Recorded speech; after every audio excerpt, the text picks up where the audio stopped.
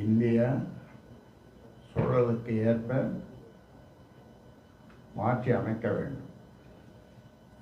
இதுதான் முதலாவது. இலங்கையில் அண்மையில் நடைபெற்ற அதிபர் தேர்தலில் தேசிய மக்கள் சக்தி என்ற கூட்டணியின் தலைவர் அனுரா குமார திசநாயகா வெற்றி பெற்றிருக்கிறார். பேர் படிக்கிறது ரொம்ப கஷ்டமாக இருக்குது. ஈழத்தமிழர் சிக்கலுக்கு என்றாவது ஒரு நாள் தீர்வு காணப்படும் என்ற நம்பிக்கையை இவரது வெற்றி சிதைத்திருக்கிறது. புதிதாக பொறுப்பேற்றுள்ள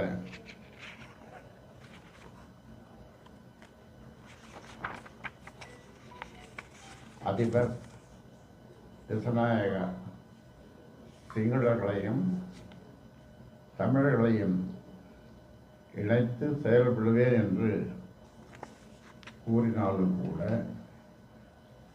ஈழத்தமிழர்களுக்கு எந்த நன்மையும் கிடைக்க வாய்ப்பில்லை. தமிழர்களுக்கு எதிரான இனவெறி செயல்பாடுகள் மேலும் அதிகரிக்கும் என்ற அச்சம்தான் ஏற்படுகிறது.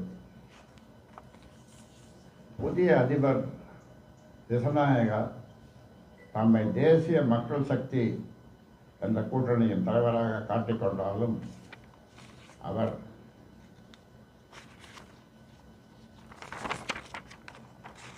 ஜனதா விமுக்தி பெரமுனா என்ற சிங்கள பேரினவாத இயக்கத்தின் தலைவர் ஆவார்.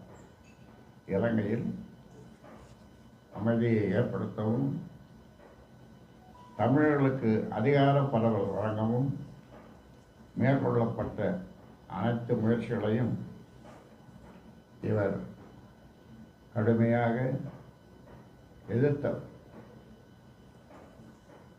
தமிழர்களுக்கு எதிரான தாக்குதல்களை ஊக்குவித்தனர். இடதுசாரி இயக்கம் என்று தங்களை கூறிக்கொண்டாலும் தமிழர்கள் எதிர்ப்புதான் இவருடைய முதன்மை கொள்கையாகும். இலங்கை போர் முடிவடைந்து 15 ஆண்டுகள் ஆகும் நிலையில் அங்கு நிகழ்த்தப்பட்ட கொடிய போர் குற்றங்களுக்கு காரணமானவர்கள் எவரும் இதுவரை தண்டிக்கப்படவில்லை. இலங்கை அரசியலமைப்பு சட்டத்தில் செய்யப்பட்ட 13ஆம் திருத்தத்தின்படி தமிழர்களுக்கு அதிகாரம் அளிக்க வேண்டும் என்று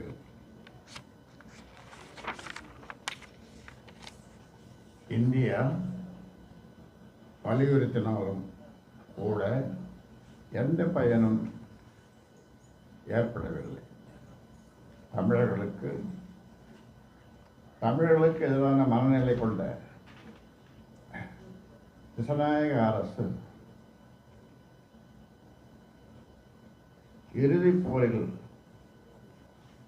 படுகொலை செய்யப்பட்ட 1.5 லட்சம் ஈழத்தமிழர்களுக்கும் நீதி பெற்றுத்தர எதுவும் செய்ய மாட்டார். அனுரகுமார திசநாயகா கடந்த காலங்களில் இந்தியாவுக்கு எதிராக பல போராட்டங்களை முன்னின்று நடத்தியிருக்கிறார் என்பதால் இந்திய இலங்கை உறவுகளை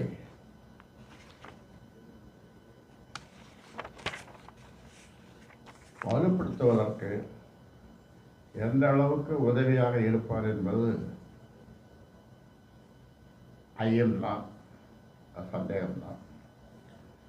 சீனாவுக்கு சாதகமான கொள்கை நிலைப்பாடுகளை அவர் மேற்கொண்டிருப்பதாக வெளியாகும் செய்திகள் கவலை அளிக்கின்றன. எனவே ஈழத்தமிழர் சிக்கலுக்கு நீடித்த தீர்வு காணுதல், போர்க்குற்றங்களுக்கு காரணமான அனைவரையும் சட்டத்தின் முன் நிறுத்தி தண்டித்தல், தமிழ்நாட்டு மீனவர் பிரச்சனைக்கு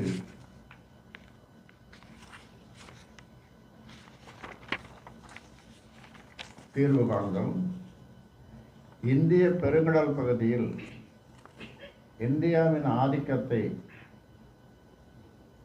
நிலைநிறுத்துதல், இந்தியாவின் பாதுகாப்பை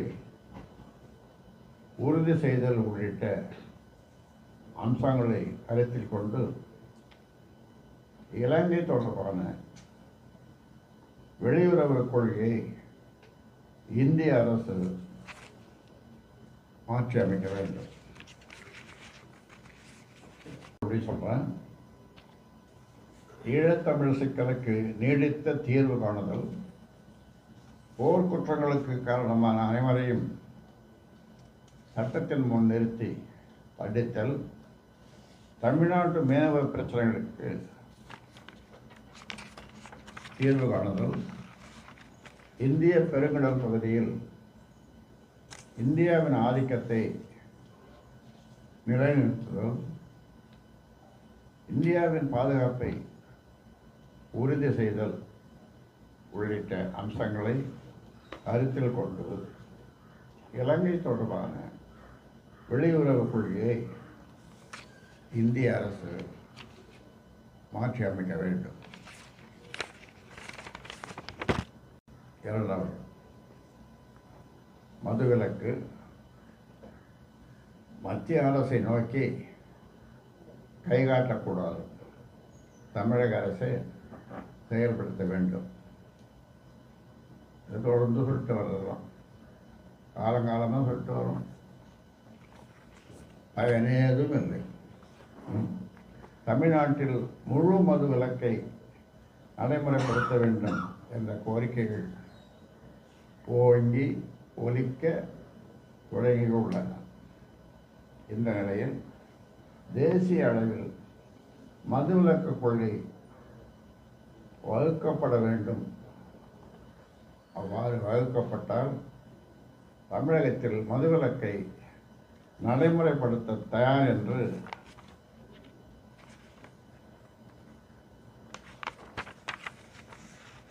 மதுவிலக்குத்துறை அமைச்சர் முத்துசாமி கூறியிருக்கிறார். இது போகாத ஊருக்கு சொல்லுங்க, வழிகாட்டும் செய்யலாம். மதுவிலக்கு என்பது மாநில பட்டியலில் உள்ளது. மதுக்கடைகளை திறப்பது, மூடுவது, மது ஆலைகளை திறப்பது, மூடுவது உள்ளிட்ட அனைத்து அதிகாரங்களும் மாநில அரசுகளுக்கு வழங்கப்பட்டுள்ள நிலையில் மாநில அரசுதான் மதுவிலக்கை நடைமுறைப்படுத்த வேண்டும். மாறாக மத்திய அரசு மதுவிலக்கு கொள்கையை வகுக்க வேண்டும்.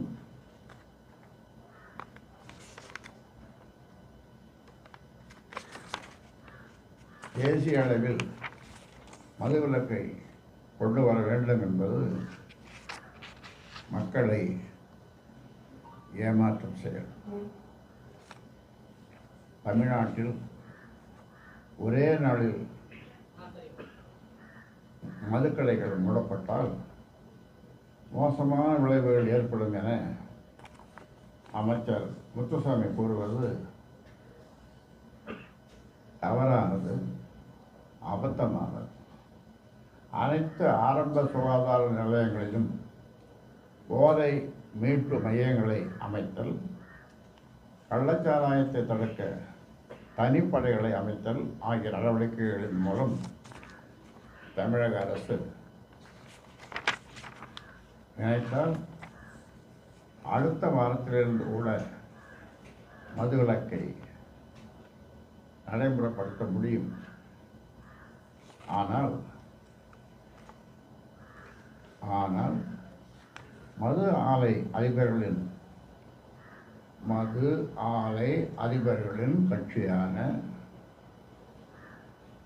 கட்சியான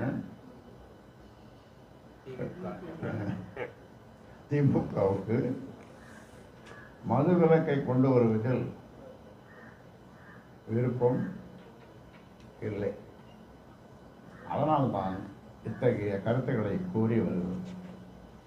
மதுவுக்கு எதிரான பாட்டாளி மக்கள் கட்சியின் போராட்டம் தொடரும். தமிழ்நாட்டில் மது விலக்கை கொண்டு வரும் வரை பாட்டாளி மக்கள் கட்சி ஓயாது.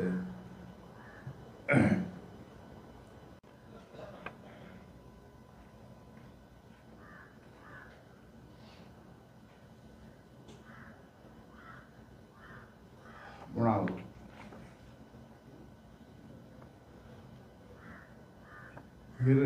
இரண்டு இந்திய ஆட்சிப்பணி அதிகாரிகள் வீடுகளில் பணியாற்ற 42 மாநகராட்சி ஊழியர்கள் சம்பந்தப்பட்ட அதிகாரிகள் மீது நடவடிக்கை தேவை.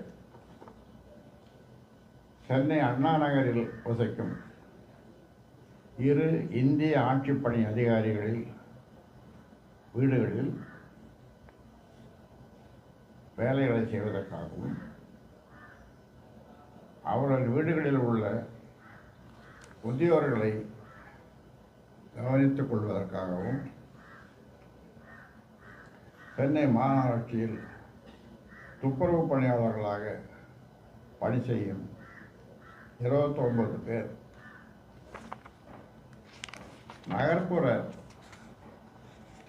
தொடக்க சுகாதார நிலையங்களில் பணியாற்றும் 13 பேர் என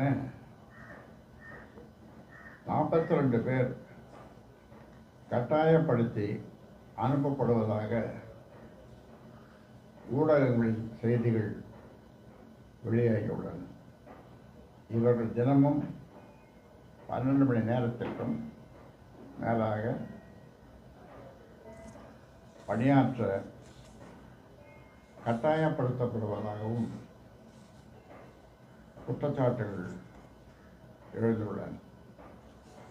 மாநகராட்சிகளில் மக்களுக்கு பணியாற்றுவதற்காக மக்கள் வரிப்பணத்தில் ஊதியம் வழங்கி நியமிக்கப்படும்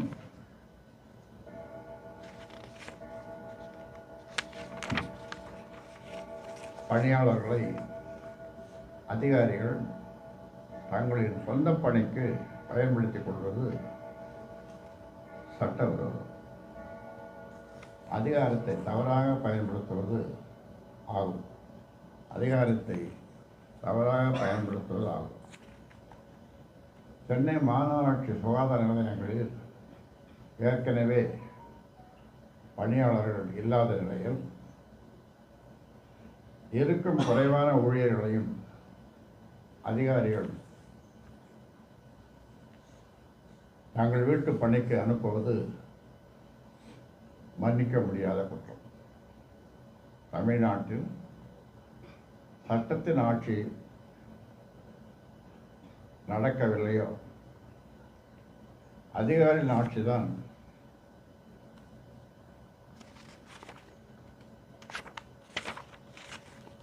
நடக்கிறது.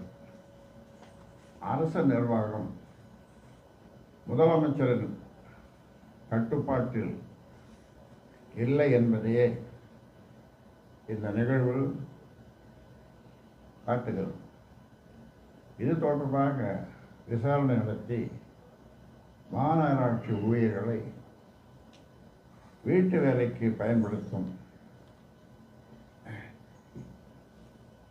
2 இந்திய ஆட்சிப்பணி அதிகாரிகள் மற்றும் அதற்கு துணை போன சென்னை மாநகராட்சி ஆணையர் உள்ளிட்ட பிற அதிகாரிகள் மீதும் வழக்கு பதிவு செய்து அரசு நடவடிக்கை எடுக்க வேண்டும். ஆசிரியர்கள் அரசு ஊழியர்களின் கோரிக்கைகளை உடனடியாக நிறைவேற்ற வேண்டும். பழைய ஓய்வூதிய திட்டத்தை செயல்படுத்த வேண்டும். சம வேலைக்கு சம ஊதியம் வழங்க வேண்டும். பதவி உயர்வு வாய்ப்புகளை பறிக்கும் அரசாணை எண் 243 ரத்து செய்ய வேண்டும் என்பன உள்ளிட்ட கோரிக்கைகளை வலியுறுத்தி கடந்த 10ஆம் தேதி ஒரு நாள் வேலை நிறுத்தம் செய்த டோஜாக் எனப்படும் தமிழ்நாடு தொடக்க கல்வி ஆசிரியர் இயக்கங்களின் கூட்டு நடவடிக்கை குழு அடுத்த கட்டமாக செப்டம்பர் 29ஆம் தேதி முதல் அக்டோபர் 1ஆம் தேதி வரை கோட்டை முன்னாலே முற்றுகை போராட்டத்தை நடத்த முடிவு செய்திருந்தனர். இது தொடர்பாக அவர்களுக்கு சில நாட்களுக்கு முன் பேச்சு நடத்திய பள்ளி கல்வி அமைச்சர் அன்பில் பொய்யாமொழி அவர்களின் கோரிக்கைகள்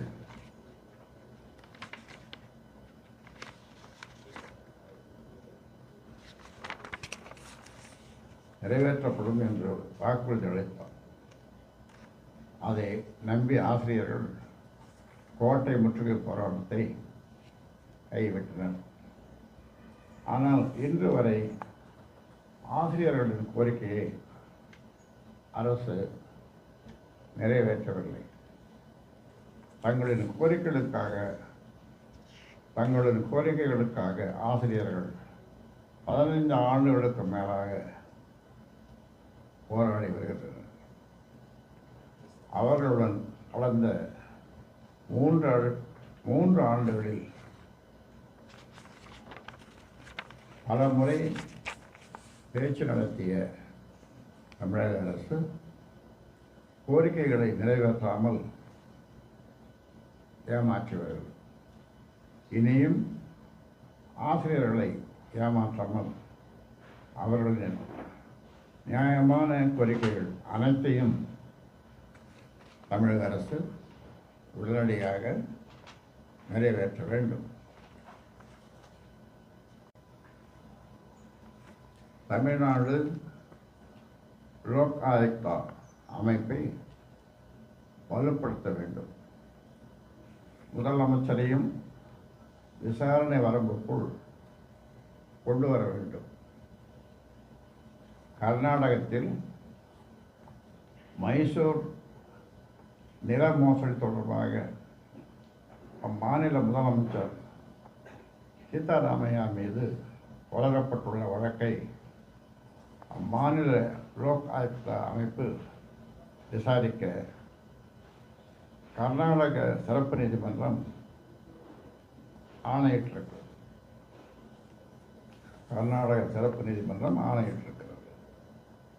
ஆட்சியாளர்கள் அதிகாரிகள் மீதான ஊழல் வழக்குகளை விரைவாக விசாரித்து தீர்ப்பளிக்க வசதியாக லோக் ஆயுக்தா எனப்படும் மக்கள் நீதிமன்றங்கள் வலிமையாக இருக்க வேண்டும். இதை பாட்டாளி மக்கள் கட்சி தொடர்ந்து வலியுறுத்தி வருகிறது. ஆனால் கர்நாடகத்தில் இருப்பது போன்ற வலிமையான லோக் ஆயுக்தா தமிழ்நாட்டில் இல்லை. பாட்டாளி மக்கள் கட்சியின் தொடர் வற்புறுத்தல் காரணமாக கடந்த 2018ஆம் ஆண்டில் தமிழ்நாட்டில் லோக் ஆயுக்தா சட்டம் இயற்றப்பட்டு லோக் ஆயுக்தா அமைக்கப்பட்டது. ஆனால் முதல்வரை விசாரிக்கும் அதிகாரம் லோக் ஆயுக்தாவுக்கு வழங்கப்படவில்லை. அதில் ஒரு தலைவரும் 4 உறுப்பினர்களும் இருக்க வேண்டும். ஆனால் தலைவரும் 2 உறுப்பினர்களும் இல்லாமல் தமிழ்நாடு லோக் ஆயுக்தா பல மாதங்களாக முடங்கி கிடக்கிறது. அவர்களை தேர்ந்தெடுக்க கடந்த மாதமே தேர்வுக்குழு அமைக்கப்பட்டும் எந்தவித முன்னேற்றமும் ஏற்படவில்லை. தமிழ்நாடு லோக் ஆயுக்தா கடந்த சுமார் 500 வழக்குகளை மட்டுமே விசாரித்திருக்கிறது. எந்த பொது ஊழியரும் தண்டிக்கப்பட்டதாக தகவல் இல்லை. எந்த பொது ஊழியரும் தண்டிக்கப்பட்டதாக தகவல் இல்லை. இந்த நிலையை மாற்றி தமிழ்நாடு லோக் ஆயுக்தாக வலுப்படுத்த வேண்டும். கர்நாடகத்தில் இருப்பது போன்று தமிழ்நாட்டிலும் முதலமைச்சரை லோக் ஆயுக்தா அமைப்பின் விசாரணை வரம்புக்குள் கொண்டு வர வேண்டும். நீங்கள் ஏதோ அறிக்கைகள் வெளியிட்டிருக்கும் போது எல்லாமே கலைஞர் உயிரோடு இருக்கும் போது தைலாபுரத்திலிருந்து தைலம் வருதுன்னு சொல்லுவார். ஆனால் இப்போ இருக்கிற சிஎம்மும் அந்த தைலத்திலையும் கண்டுக்கிறது இல்லை. ஆனால் தைலமும் அவருக்கு வேலை செய்கிறது இல்லை. அது அந்த தைலம் வேலை செய்கிறதுக்கு நீங்கள் ஊசி போடணும். தைலத்தை விட்டு ஊசி போக சொல்றீங்களா? அவர் ஊசி போட்டால் தான் இப்போ நான் அதாவது ஊசின்றது நீங்கள் தான், மீடியா தான். ஊசின்றது மீடியாக்கள் தான். இல்லையா? நீங்கள் வலிமையாக ஊசி போட்டீங்கன்னா வேலை செய்யும். ஏன் செந்தில் பாலாஜிங்க சார், அமைச்சர், முன்னாள் அமைச்சர், ஜாமீன் கொடுத்துட்டாரு. ஜாமீன் சுப்ரீம் கோர்ட்ல ஜாமீன் கொடுத்த பற்றி அது நீதிமன்றம் அவர் வழக்கு ஏதாவது சம்பந்தப்பட்ட ஏதாவது பற்றி நாம் என்ன சொல்லணும்? நான் எதுவும் சொல்ல விரும்பல. மீனவர்கள் தாக்கப்படுவது தொடர்ந்து நடைபெற்று இருக்கு. இன்னைக்கு ராமேஸ்வரம் மீனவர்கள் அடிக்க துன்புறுத்தப்பட்டிருக்காங்க. துப்பாக்கியால் வானம் நோக்கி சுட்டிருக்காங்க. ராமேஸ்வரம் மீனவர்கள் தாக்கப்படுவது தொடர்ந்து வருது. இன்னைக்கும் தாக்கப்பட்டிருக்காங்க. அது மட்டும் இல்லாம வானத்தை நோக்கி துப்பாக்கியால சுட்டிருக்காங்க. ஒரு சித்திரவதை பண்ணிருக்காங்க அவங்க குறிச்சு. இல்லை, அதை பற்றி நான் தொடர்ந்து ஒரு இது கொடுத்துருக்கேன், ஒரு அறிக்கை கொடுத்துருக்குறேன். அப்படி கண்டிச்சிருக்காங்க. இது தொடர்கதையே வந்துட்டு அதான் இப்போ சொல்லணும்ல, பழங்கதை இல்லை, தொடர்கதை. இப்போ இந்த ஆட்சி ரொம்ப மோசமாக இருக்கு. தமிழகத்தில் மின்தடை தொடர்ந்து நிறைய இடத்துல இருக்குது.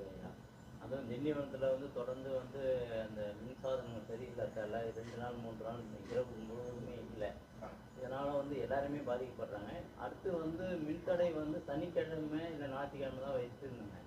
இப்போ எப்போ வேணால் வச்சுருவோம். புதன்கிழமை விளையாடும். இன்றைக்கி மாணவ மாணவிகளுக்கு எக்ஸாம் நடக்குது. இந்த டைமில் இன்றைக்கி ஷட் டவுன் போட்டுக்கிறாங்க. அதனால் நிறைய இப்போ எல்லாருமே பாதிக்கப்பட்டுக்கிறாங்க. இது பற்றியும்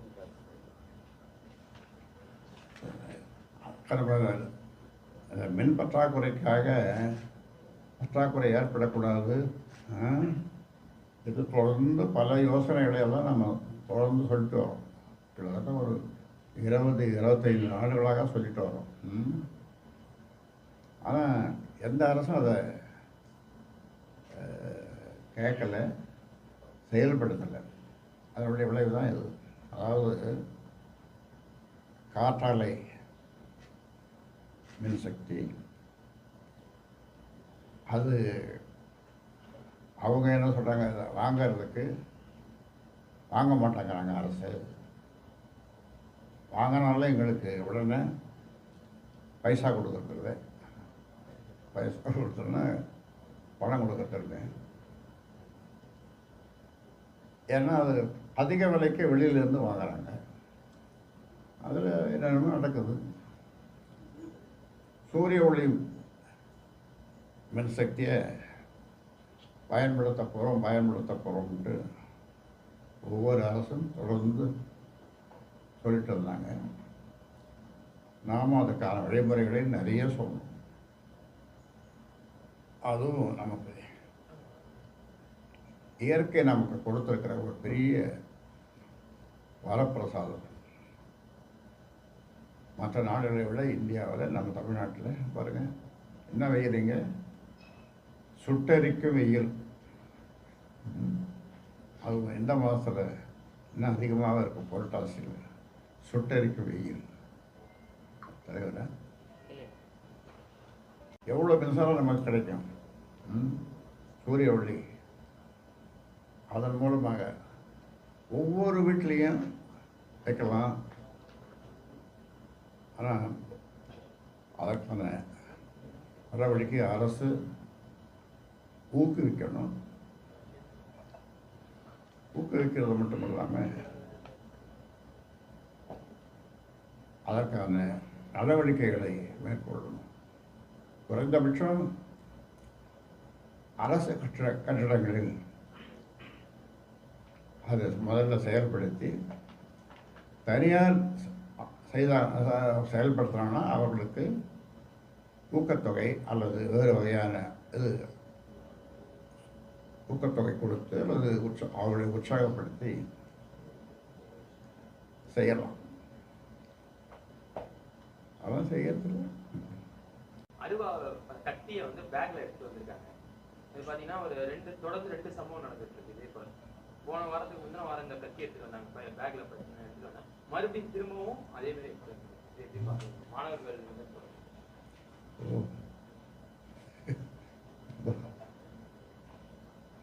ரொம்ப மோசமான ஒரு இது இல்லை இது.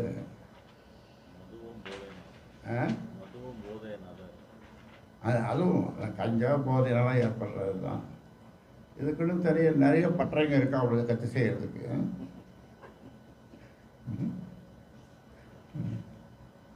ஐயா சரிவா அங்கே அந்த பக்கத்தில் இங்கே அதை நம்ம கத்தின்னு சொல்லுவோம்.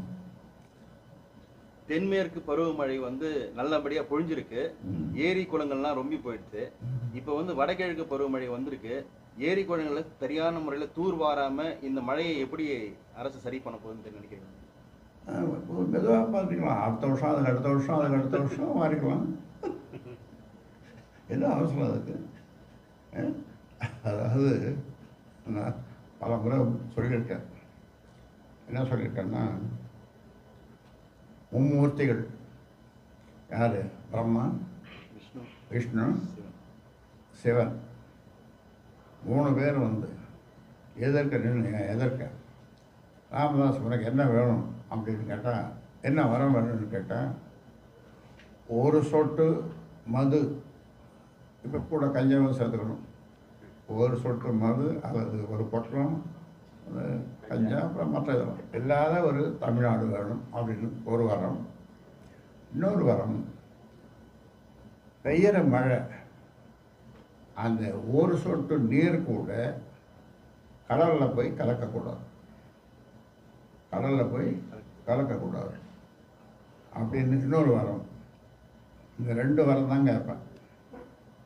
இப்போ நீங்கள் சொல்கிற அந்த கேட்ட கேள்விக்கு பதில் வந்துருக்கு. அதாவது ஒவ்வொரு ஏரி குளங்களையும் ஆழப்படுத்திட்டே போகும்போது, இப்போ இந்த ஆண்டு 1/2 அடி ஆழப்படுத்துகிறோம், அடுத்த ஆண்டு 1 அடி, அப்புறம் 2 அடி, 3 அடி, யார் வேணாலும் மாதிரி போங்க பண்ண. ஏரி குளம் ஆழமாக இருக்கணும். யார் வேணாலும் மாறி போங்க. ஆனால் இப்போ வர முடியாது. ஏன்னா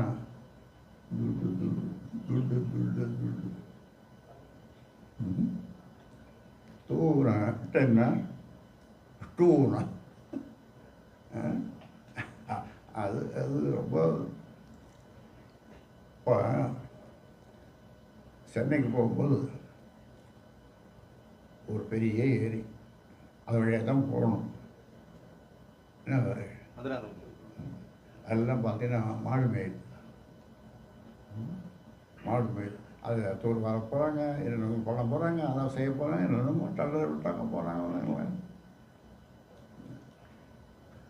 அதாவது எந்த வேலைக்கோ, அரசாங்க வேலைக்கோ, மற்ற வேலைக்கோ அவங்கவுங்க ஏரி குளங்கள் மண்ணை நீங்கள்லாம் மாறிக்குங்க அப்படின்னு சொன்னால் ரொம்ப ஆழமாக ஒரு பேப்பர் கொடுப்பான். அதுக்கு முன்னாலெல்லாம் ஏரி குளங்கள் இப்படி இருந்தது, இப்படி இருந்தது, இப்போ இப்படி இருந்தது.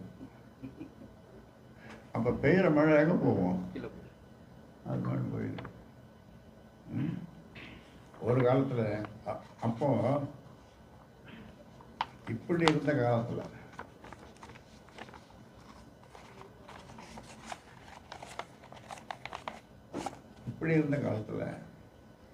வெள்ளக்கார காலத்துலேருந்து ஏரி மராமத்து அப்படின்னு சொல்லுவாங்க.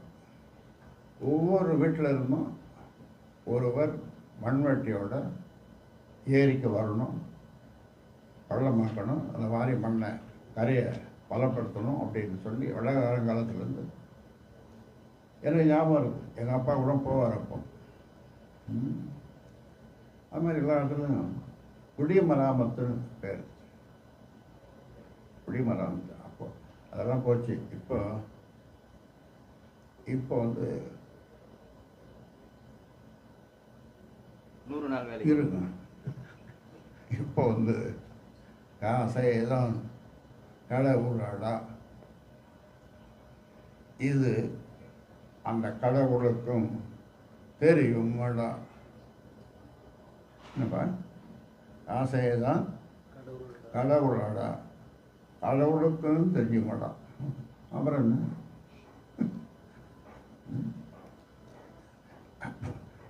எல்லாம் ஒவ்வொரு மழைக்கு ஒரு கடவுள். என்னப்பா வெள்ளம் போவானா, அவர்னா அவருக்கு தெரியுது, அவர் பேசாமல் இருக்காரு.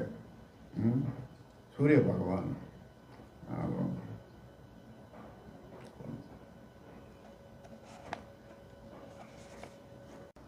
ஆதரித்து பாட்டாளி மக்கள் கட்சியிடம் ஆட்சியை மக்கள் கொடுத்தால் ஒரு சொட்டு நீர் கடலுக்கு போகாது, ஒரு சொட்டு மது இருக்காது, கஞ்சா இருக்காது. இதெல்லாம் ஒரே வாரத்தில் செய்திடும். ஒரே வாரம்.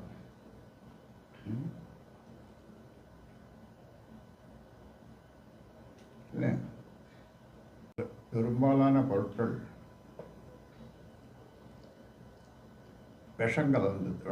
விஷத்தை கலக்கலை, பெஸ்டிசைட்ஸ் சொல்கிறோம்ல, பூச்சிக்கொல்லி மருந்து, அதெல்லாம் அடித்து அதை எடுத்துன்னு வரும்போது கொஞ்சம் தண்ணியில் போட்டு அலசி கொண்டு வராங்க. நாம் அதை சாப்பிட்றோம். நமக்கு எப்படியோ எதிர்ப்பு சக்தி கொஞ்சம் இருக்குது. அதனால் நாம் 100 வயது வாழ வேண்டியவர்கள் எத்தனை வயசு வாழ போகிறோம்? 60, 50. இந்த காலத்தில் 60, 50. 60 தான். திருப்பதியில் இன்னொன்று நீங்கள் பார்த்தீங்கன்னா இந்த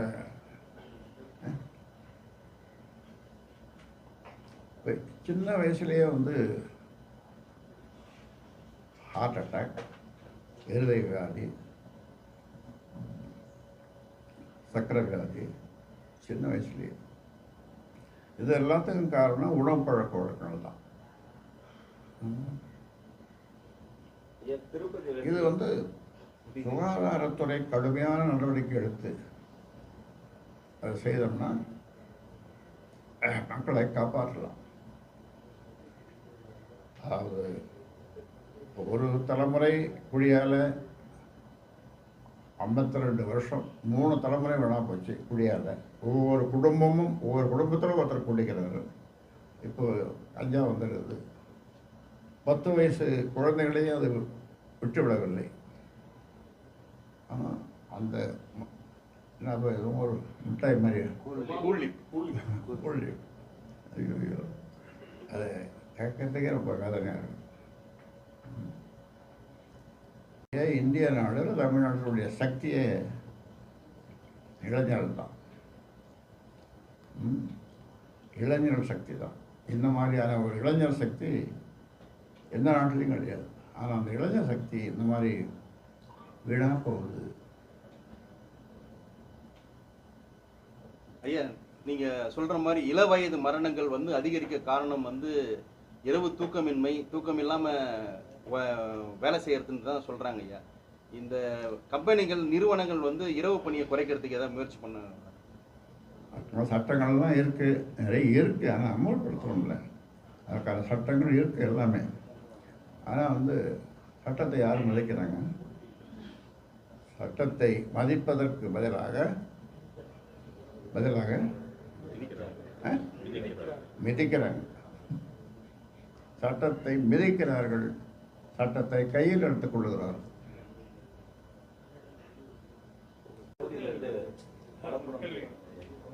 திருப்பதி லட்டா வேணுமா? அதிகமா இருக்கு, சைவ லட்டு அசைவ லட்டுன்னு.